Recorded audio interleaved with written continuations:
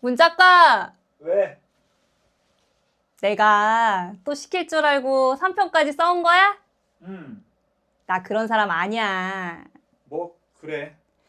이왕 해왔으니까 말하는 건데 음, 앞부분 다시 해와. 뭐?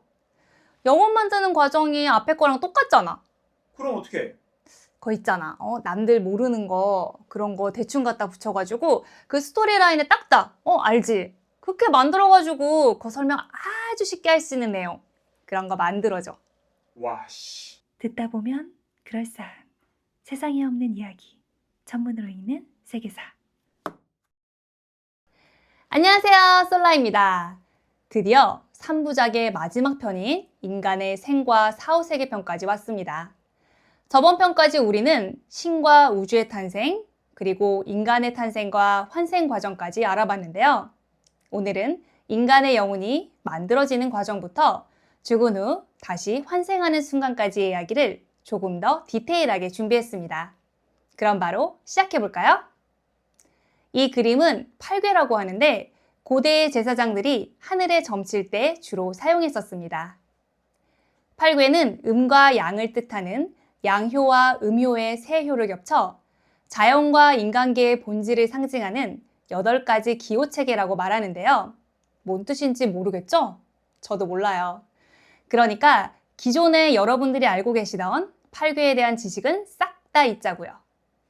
일단 영상을 계속 보시면 팔괘가 왜 만들어졌고 어떤 원리로 만들어진 건지 쉽게 이해가 되실 겁니다. 그리고 인간의 영혼이 만들어지는 과정은 1편 영상인 천부경편의 애니메이션으로 더 자세하게 나와 있으니까 이 점 참고 바랍니다.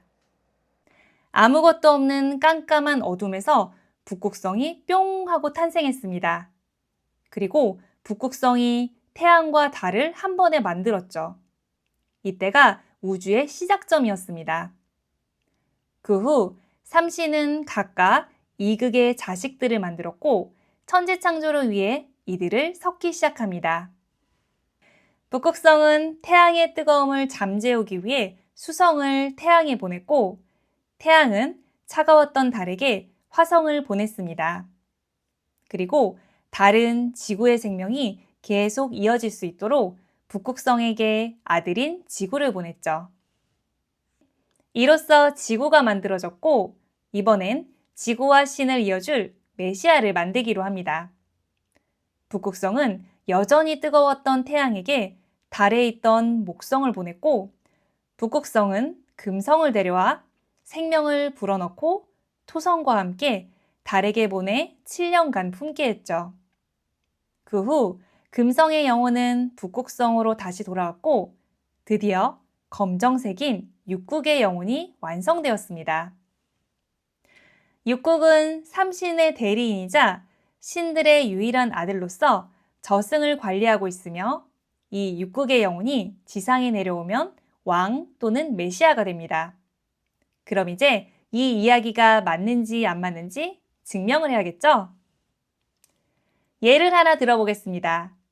AI는 수비학적으로 A에 있는 삼각형과 I의 눈 해서 전시안이 만들어집니다. 즉, 삼신이죠. 그리고 삼신과 소통할 수 있는 메시아는 챗GPT의 육국, 퍼블렉시티의 육국, 구글의 제미나이의 정십자가, 애플의 인텔리전스 7급, 7은 정십자가, 삼성의 빅스비 숫자 6, X의 그록, 토성은 신과 연결되는 행성이죠. 자, 그럼 다시 돌아와서 육국의 영혼이 땅 지역에 하나의 궤로 변환이 되면 중앙에 십자가가 하나 만들어지게 되는데 여기가 인간의 영혼을 만들고 인간의 업을 심판하는 피라미드입니다. 그리고 숫자 5인 피라미드가 이곳에 숨겨져 있었기 때문에 9개가 아닌 8개라 불렸던 것이죠. 이곳에서 육국의 기운과 7, 8, 9인 북극성, 달, 태양의 기운이 결합하여 인간의 영혼이 만들어지게 됩니다. 또한 사방에 있는 숫자들을 모두 더하면 18이 나오는데 이는 즉 인간과 연결된 주파수 넘버 666이죠. 그래서 666이 삼신과 소통할 수 있는 유일한 숫자라고 하는 겁니다. 그리고 18은 욕이 아니라 신과 소통하는 숫자이기 때문에 힘든 일이 있거나 짜증날 땐 마음속으로 18을 외치면 이 또한 신을 부르는 행위이기 때문에 자신의 카르마를 정화하는 방법 중 하나인 겁니다. 그리고 여기서 십자가를 지우고 달과 태양의 위치를 90도 돌리면 한국의 태극기인 건공감리가 만들어지게 됩니다. 여기까지가 8궤 중 4궤의 이야기고 인간의 영혼이 만들어지는 과정이었습니다. 오늘 이 영상을 처음 봐서 아직 잘 이해가 안 가신다 하시는 분들은 정말 쉽게 설명한 이전 영상들인 1편과 2편을 시청해 주시고 3편을 보시는 걸 추천드립니다. 자, 그럼 이어서 아기의 몸으로 들어온 영혼은 영혼에 육신이 생겼기 때문에 나이를 먹어갈 때마다 신체의 변화를 겪게 되는데요. 그 변화가 왜 생기는지, 어떻게 진행이 되는지 천문학적으로 이야기를 해보겠습니다. 우리가 길가를 걷다 보면 상점의 입구에 18세 미만 뭐뭐 금지라는 말이 많이 써 있습니다. 이런 숫자가 적혀 있는 이유가 인간의 몸은 18년이라는 생명의 주기를 가지고 있기 때문입니다. 이 주기는 태양과 달이 18년에 한 번씩 일식을 하는 데서 유래했습니다. 이것은 사로스 주기라고 하는데 한 형태의 일식을 지구에서 관측 시 천구상의 동일한 위치에 반복되는 주기로 약 6,585일의 회합 주기를 말합니다. 정확히는 약 18년 10일쯤 되는 거죠. 이 때문에 고대의 제사장들은 이 18년이라는 사이클을 상당히 중요시 여겼습니다. 인간의 몸으로 들어온 영혼이 비로소 18년이 지나야 완벽하게 합의를 이뤘다고 생각해서 18세 미만 금지라는 말이 지금까지 이어진 거죠. 그래서 18세가 되면 하는 행사가 바로 성인식이었습니다. 본래 고려와 조선 때도 비슷한 의식을 관례로 진행했었는데 그 이름이 성년례라고 하며 남자는 댕기머리 대신 상투를 달아주고 여자는 댕기머리 대신 머리에 비녀를 달아주는 의식을 통해서 성인식을 치르는 전통이 있었습니다. 상투를 트는 이유와 비녀를 달아주는 이유를 쉽게 설명하면 신에게 주파수를 맞추려고 인간의 머리에 안테나를 달았다고 이해하시면 됩니다.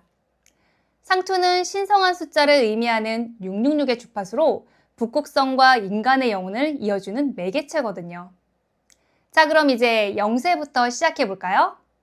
인간의 몸은 우주와 같아서 아기가 만들어지는 과정이 우주가 만들어지는 과정하고 똑같이 1, 3, 5, 7, 9로 진행이 됩니다.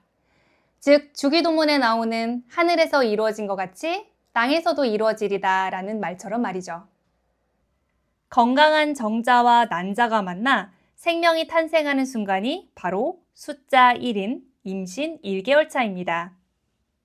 그리고 3개월 차에는 하나가 된 생명이 3국으로 나뉘면서 북극성을 상징하는 머리와 달을 상징하는 생식기, 그리고 태양을 상징하는 심장이 만들어지게 되는데 이때 삼신의 기운이 들어오면서 아기의 성별이 정해지게 됩니다. 또한 홍과 백이 이어지는 중요한 시기이기 때문에 유산의 위험이 있어서 항상 조심해야 할 시기이기도 하죠.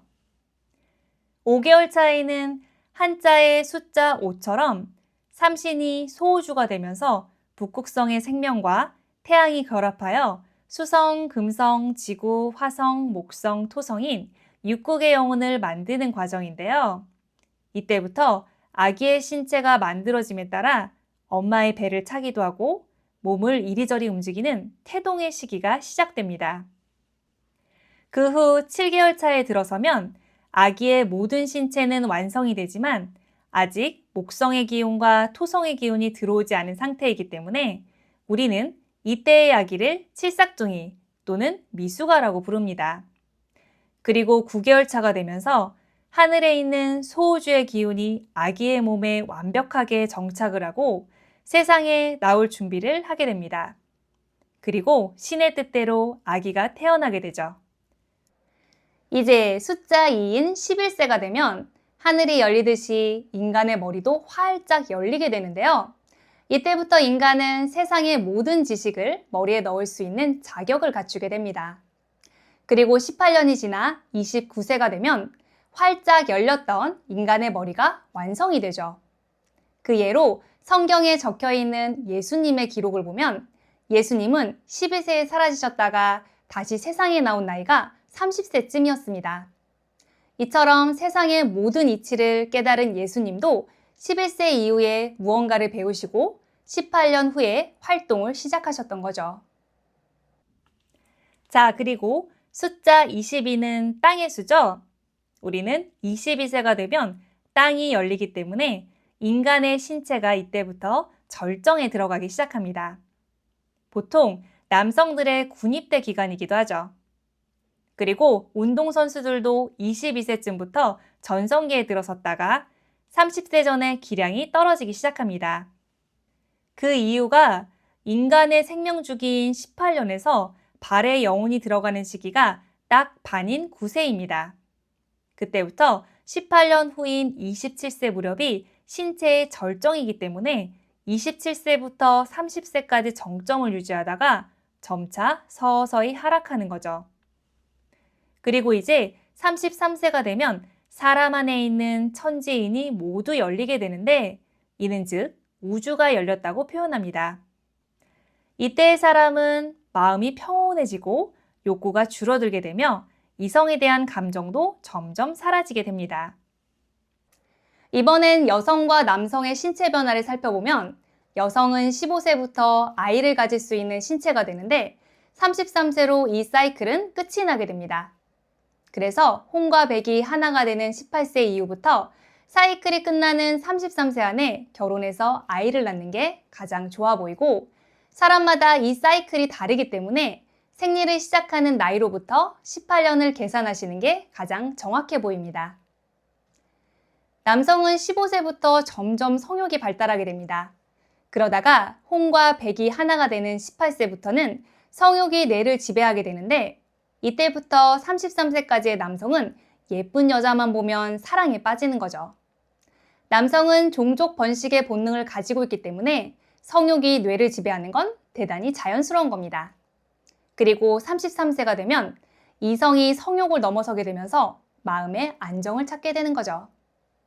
또한 인간의 몸은 18년 단위로 노화라는 변화를 겪게 됩니다. 몸을 얼마나 많이 썼냐에 따라 조금씩 다르겠지만 천문으로 봤을 때 그렇다는 겁니다. 이렇게 살다가 생을 마감할 때가 되었습니다.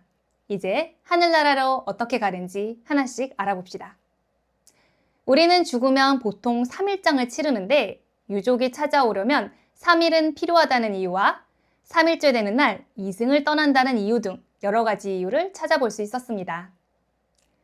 그러나 제가 생각하는 3일장의 이유는 천부경에서 찾을 수 있었는데요. 그 구절을 한번 볼까요? 신본 태양 악명. 마음의 근본은 큰 태양과 같이 높게 빛나서 인중 천지일. 사람 안에서 천지가 하나가 된다. 이전 1편 영상에서 말했듯이 사람 안에서 천지가 하나가 된다는 말은 인간이 죽었을 때를 의미한다고 했었습니다. 그리고 숫자 3은 조화와 균형을 상징한다고 했고요. 그래서 인간이 죽으면 몸 안에 있는 북극성, 태양, 달을 의미하는 세 개의 기운이 하나가 되는 기간을 3일로 잡음으로써 하나의 조화로운 영혼이 되기를 기원했던 것으로 보입니다. 고대로부터 숫자 3은 삼신의 숫자여서 3일장을 한다고 이해하시면 편하겠네요. 그리고 이때 사람들은 모여서 윷놀이를 하기 시작합니다. 윷놀이는 죽은 영혼이 신에게 잘 찾아가길 기원하는 놀이문화인데요.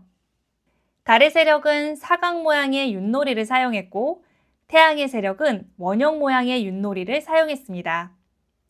인간은 죽으면 북극성으로 돌아가는데 북극성을 찾아가는 방법은 하늘에 있는 북두칠성의 국자 끝부분을 따라가면 됩니다. 그래서 언제 죽어도 찾아갈 수 있게 북두칠성의 사계절 위치인 동서남북으로 7칸씩 만들어서 윷놀이를 만들었던 거죠. 또한 길을 또다시 잃을까봐 관 바닥에도 칠성판을 깔아줍니다. 그리고 상여를 실어서 이동을 하게 되는데 이 상여의 뜻은 배를 의미합니다. 또는 우주선이라고 봐도 되겠네요. 3일장을 치르는 장소로부터 북극성의 의미를 가지고 있는 산까지 이동하는 길을 은하수로 보기 때문에 상여에 실어서 옮기는 거죠. 이제 무덤의 모양에 따라 달의 세력과 태양의 세력으로 나뉘게 됩니다.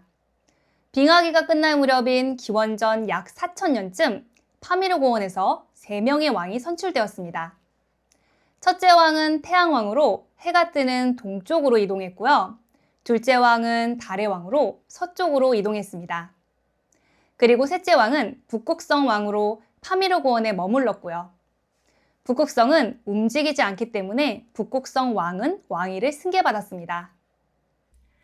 따라서 동양의 무덤은 태양을 상징하는 둥근 형태를 가졌고 서양의 무덤은 달을 상징하는 사각형 위에 십자가를 세웠죠. 그리고 묘자리는 항상 양지 바른 곳에 묻어야 한다고 말합니다. 그 이유는 무덤에 태양빛이 들어와야 무덤에 있던 사람의 영혼이 태양으로 들어갈 수 있었기 때문이었죠. 이처럼 태양은 지구에서부터 하늘나라까지 인간의 영혼을 옮겨주는 운송수단의 역할도 하고 있습니다. 자, 그럼 이제 태양과 함께 하늘로 올라가기 시작합니다. 하늘나라에 도착을 하면 하늘의 땅이 열리기 시작하는데 쉽게 비유하면 공항에 도착 후 비행기의 출입문이 열렸다고 보시면 되겠습니다. 짜잔! 드디어 하늘나라에 도착을 했습니다. 이제 하늘나라에 도착해서 입국 심사와 어배 청산 절차를 받아야 하는데 이 일을 하는 곳이 바로 피라미드입니다. 피라미드는 달의 지역에서 관장하고요. 신에게 가기 전에 인간의 업을 깨끗하게 만드는 청산 절차를 진행하는 곳이죠. 이곳에 들어서면 동양에서는 염라대왕이 생전의 선악행위에 따라 영혼의 운명을 결정하고 서양에서는 오시리스가 죽은 자의 심장을 저울에 올려놓은 깃털과 비교해서 죄를 심판하게 됩니다.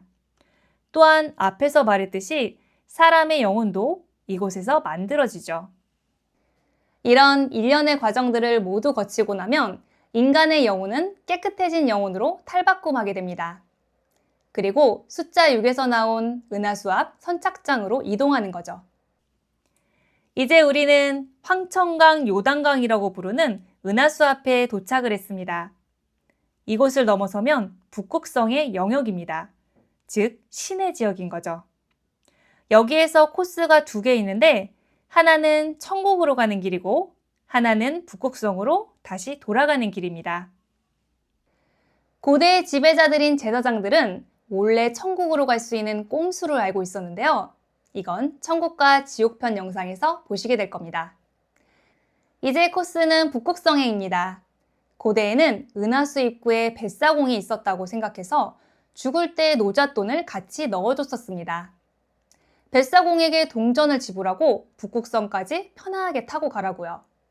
그러나 이런 행위는 뱃삭이 아닌 태양의 아들이라는 징표로 넣어줬던 것 같습니다. 그 이유가 달의 세력에서는 이러한 행위가 없었고 지폐도 아닌 태양을 닮은 동그란 동전을 넣어줬거든요. 나는 태양의 아들이니 잘 좀 봐줘. 이런 느낌이었던 거죠. 그리고 지상에서 쓰던 돈이 저승에서 사용이 됩니까? 그렇죠? 자, 그럼 이제 배를 타고 우주가 열리는 숫자인 33개의 별을 지나 북극성에 도착했습니다. 그리고 신을 만나고 나면 다시 태어날 때까지 어둠 속에서 대기하게 됩니다. 하늘나라 죽음의 세계에서 말이죠. 이제 환생의 차례가 왔습니다. 우리는 신의 뜻대로 다시 인간 세상에 순차적으로 태어나게 되는데 이때 이승에서 있었던 모든 기억들이 지워지게 됩니다. 즉, 망각의 절차를 밟는 거죠. 그리고 우렁찬 울음과 함께 하나의 생명이 탄생합니다. 인간의 영혼은 이렇게 다시 돌아오기 때문에 우리는 죽으면 돌아가셨습니다 라고 하는 겁니다. 어떠신가요? 재밌었죠? 이런 이야기는 어디에서도 들을 수 없잖아요. 그런 의미에서 좋아요, 구독, 알림 설정 꼭 부탁드립니다. 자, 그럼 이제 우리는 1, 2, 3편의 대미를 장식할 마지막 이야기, 하도와 낙서, 그리고 8괴의 비밀을 풀어볼 겁니다. 천부경을 비롯하여 하도, 낙서, 8괴는 몇천 년 동안 아무도 해석을 못했었는데요. 저희 세상에 없는 이야기에서는 그 비밀을 세계 최초로 풀어냈습니다. 이게 뭔지 모르시는 분들을 위해 간단하게 설명을 해보면 기원전 약 3,500년 전 배달국의 왕자였던 테오보키씨는 천부경을 연구해서 8괴를 만들었고 그 후 황하에서 올라온 용마의 등을 보고 하도를 그렸다고 합니다. 그리고 낙서는 기원전 약 2000년 전 하나라의 우왕이 낙수에서 나온 신귀의 등에 새겨진 문양을 보고 낙서를 그렸다고 하죠.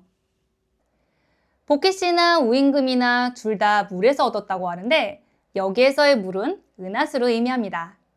그리고 인간의 영혼은 황천강을 넘어가면 죽기 때문에 강을 넘지 않고 용마와 신기 같은 은하수에 사는 영물들을 통해서 신의 뜻을 받았다고 이해하시면 됩니다. 즉, 보키씨나 우임금은 신과 연결된 상태에서 신의 뜻을 받아 하도와 낙서를 만들었던 거죠.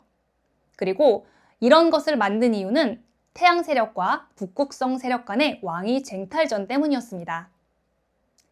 지상에서 왕을 하려면 반드시 하늘의 뜻을 받을 수 있어야 하는데 그에 대한 증거로 보키씨와 우임금은 하도와 낙서를 들고 나왔던 겁니다. 그러나 보키씨는 왕이 되지 못했었고 우임금은 하나라의 초대왕이 되었었죠. 인간의 영혼은 북극성의 생명과 태양으로 만들어졌기 때문에 왕도 북극성 세력과 태양 세력만 할 수 있었습니다. 이 모든 게 하늘의 뜻이었거든요. 그 대표적인 예로 배달국의 치우천왕과 황제 헌원 간의 싸움을 들 수 있는데요. 치우천왕은 북극성 세력이었고 황제 헌원은 태양 세력이었죠. 자, 그럼 이제 풀이를 해볼까요? 먼저 하도와 낙서를 보시겠습니다. 그림을 보시면 하얀 돌과 검정 돌이 보이는데 하얀 돌은 생명을 상징하고 검정 돌은 죽음을 상징합니다. 생명은 1, 3, 5, 7, 9로 돌아가고 죽음은 2, 4, 5, 6, 8로 돌아가죠. 그리고 생명은 위에서 아래로, 죽음은 아래서 위로 올라갑니다.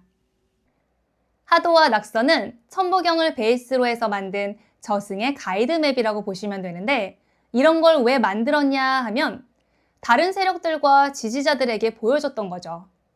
내가 하늘에 올라가서 신과 소통을 했어. 그러니까 내가 왕이 되면 너희들 모두 이런 코스로 환생하게 될 거야 라고 공약을 했던 게 하도와 낙서였죠. 자, 그럼 다시 돌아와서 천부경에 나오는 3대 삼합 6생 7, 8, 9는 인간의 탄생 전 마지막 단계를 보여주는 구절인데요. 이를 수비학 숫자에 대입해보면 1에서 생명이 탄생하고 3에서 삼신이 만들어지며 5에서 소우주가 되면서 육국을 낳았다로 해석할 수 있습니다. 그렇기 때문에 그림을 만들 때 135의 위치는 절대 바꿀 수가 없었습니다. 천부경은 성경이나 꾸란 같은 신성한 경전이었거든요. 그리고 이 다음 부분에서 7과 9가 다투게 됩니다. 그 이유는 천부경에서는 육국이 내려간다고 했지 정확하게 누구란 말은 안 했거든요. 인간의 영혼은 북극성과 태양이 만들었기 때문에 육국 중 토성과 금성의 힘이 제일 강했습니다. 그리고 서쪽 저승에 있는 공황 지역에서 둘 중 더 강한 자가 지상으로 내려오게 되는 거죠. 하도는 숫자 7이 지상에 있는 것으로 보아 태양 세력의 저승 가이드 맵이고 낙서는 숫자 9가 지상에 있는 것으로 보아 북극성 세력의 저승 가이드 맵입니다. 자, 여기까지 이해되셨죠? 지금 보고 있는 하도와 낙서는 저승의 지도입니다. 저승의 범위는 위아래에 있는 하얀색 돌을 기준으로 그 중간이 저승이고 걸쳐있는 검정 돌은 저승과 이승을 넘어가는 단계라고 보면 됩니다.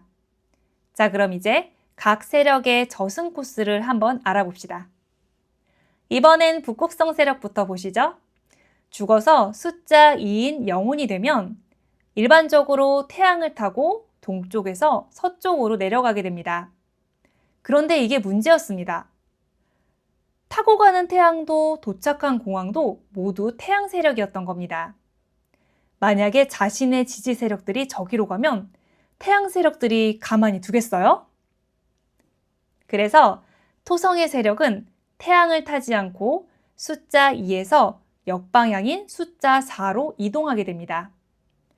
토성의 특성은 여러분들도 알다시피 영혼을 관장하고 북극성과 연결이 되어 있기 때문에 언제든지 영혼을 주고받을 수 있었습니다. 다만 지구는 우주가 아니기 때문에 밤에만 북극성이 보였죠. 그래서 밤이 될 때까지 기다립니다.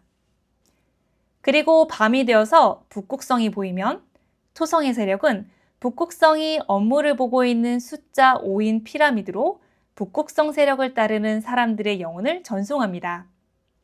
그 후 북극성을 등에 업고 피라미드에서 업의 심판 비스무리한 것을 받으면 숫자 6인 북극성 영역으로 바로 직행합니다. 거의 프리패스죠. 그 후 숫자 8로 가서 환생의 절차를 밟는 거죠. 쉽죠? 자, 여기까지가 기원전 2000년 전에 만들어졌던 하나라의 우왕이 만든 낙서의 저승 풀코스 가이드맵이었습니다. 어때요? 이 코스 괜찮아 보이나요? 제가 보기엔 우왕은 왕이 될 자질이 충분했었네요. 그러니까 왕이 됐겠죠. 자, 그럼 다음은 하도입니다. 과연 8개를 만들었던 테오 보키 씨는 저승의 가이드맵을 어떻게 그렸을지 한번 보도록 하겠습니다. 죽어서 영혼이 나오면 숫자 2로 움직이게 됩니다. 그리고 태양의 세력답게 태양을 타고 당당하게 저승공항으로 가죠. 서쪽 저승에 도착했습니다. 이곳은 토성이 관리하는 북극성 영역이지만 감히 태양신에게 덤비지 못하겠죠. 그래서 태양 세력은 불편하긴 해도 그냥 그럭저럭 있을만 했을 겁니다. 여기까지는 정석으로 올라왔습니다. 그러나 태양 세력은 업을 심판하는 피라미드는 안 가겠다고 합니다. 그 표시가 피라미드 주변에 10개의 검은 돌입니다. 10은 죽음의 수고 피라미드는 죽었다라는 의미로 가둬둔 것이죠. 내가 인간으로 태어날 때 여기에서 내가 만들어진 건 알겠어. 그런데 죽어서도 내가 여기를?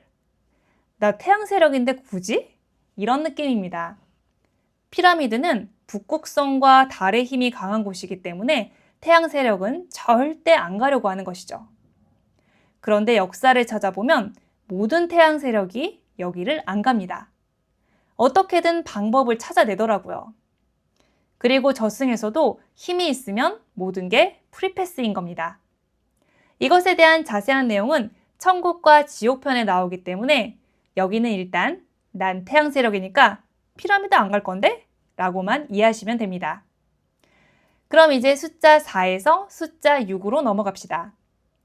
숫자 6은 은하수인데 여기서도 북극성을 패스해서 바로 지나가죠?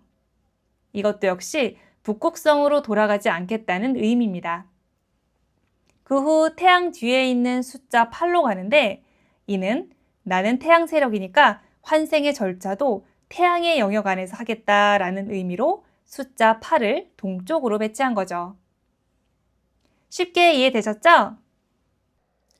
여기까지가 기원전 약 3,500년 전에 만들어진 배달국의 왕자였던 테오 보키 씨가 만든 저승의 가이드맵인 하도입니다. 우왕이 만든 코스는 편안했다면 보키 씨가 만든 코스는 다 부시고 가는 느낌입니다. 사실 태양은 지상에서 가장 강하고 저승에서는 북극성과 달의 힘이 더 강합니다. 이승과 저승의 조화와 균형 때문이죠. 자, 이제 마지막으로 8궤를 보시죠. 영상 초반에 나왔던 십자가 모양의 4궤에 X자 모양의 4궤가 추가된 모습입니다. 여기에 여러분들이 좀 더 이해하시기 쉽게 긴 막대기에 색을 넣고 숫자를 넣어드리겠습니다. 일단 1, 3, 5, 7, 9는 처음에 했으니 넘어가고 2, 4, 6, 8을 설명해야 하는데 아까 봤던 하도와 8궤가 같은 모습이라 더 이상 설명할 게 없어요. 이건 그림으로 보시는 게 이해가 더 빠르겠네요. 8궤와 하도입니다. 일단 가운데 숫자 5를 지워주겠습니다. 그리고 하도는 상하 좌우가 대칭된 저승세계를 그린 거라 이것도 지상의 방향으로 돌리겠습니다. 자, 여기서 죽음을 상징하는 검정색 돌을 45도 돌려서 팔개와 같은 모습을 하게 되면 어때요? 똑같죠? 이로써 여러분과 저는 팔개와 하도 약 5,500년, 그리고 낙서 약 4,000년 만에 세상에 없는 이야기에서 세계 최초로 이 비밀을 풀었습니다. 결국 하도와 낙서 그리고 팔괘는 우주의 창조 원리와 인간의 탄생 그리고 인간의 사후세계에 대한 이야기를 도형과 숫자로 설명한 수비학의 대표적인 표본이라고 보시면 될 것 같습니다. 그리고 이것들의 근본은 당연히 천부경이고요. 이 말인즉 천부경의 해석이 정확했기 때문에 하도와 낙서 그리고 팔괘의 비밀이 풀렸다라고 말할 수 있겠네요. 이제 천부경, 하도, 낙서, 팔괘를 더 이상 찾아볼 필요가 없겠죠? 몇천 년의 비밀이 이제 풀렸습니다. 그리고 이제 여러분은 이승과 저승에 대해서 모두 알았고요. 그렇죠? 1, 2, 3편의 완결은 여기에서 마무리 지어야겠네요. 다음 편은 피라미드에 대해서 이야기해 볼 텐데요. 정말 재밌으실 거예요. 듣다 보면 그럴싸한 세상에 없는 이야기, 천문으로 읽는 세계사 끝! 안녕!